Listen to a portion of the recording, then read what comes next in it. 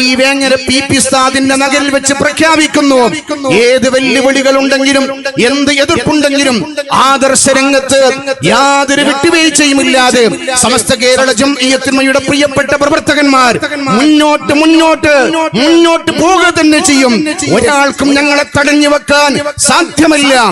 ആദർശം പറയുന്നിടത്ത് തടഞ്ഞു വെച്ചാൽ ആ തടവുകളൊക്കെ തട്ടിമാറ്റി അഹ്ലുസുന്നത്തി വൽ ജമാഅത്തിന്റെ പ്രബോധന പ്രവർത്തന രീതിയിൽ ഈ സംഘം മുന്നോട്ട് വരുമെന്നാണ് അത്തരക്കാരോടൊക്കെ നമുക്ക് ഉണർത്താനുള്ളത്.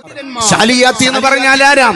ആയമേറിയിട്ടുള്ള പാണ്ഡിത്യത്തിന്റെ ഉടമയായ മഹാനായ ഷെയ്ഖ് ശാലിയാത്തി, മഹാനായ പാങ്ങിൽ അഹമ്മദ് കുട്ടി മസ്ജിദാൽ ഉൾപ്പെടെയുള്ള മഹാരഥന്മാരായ ആലിമീങ്ങൾ അന്ന് ഐക്യ സംഘത്തിനെതിരെ ശക്തമായ നിലയുറപ്പിച്ചുകൊണ്ട് പ്രവർത്തിച്ചു.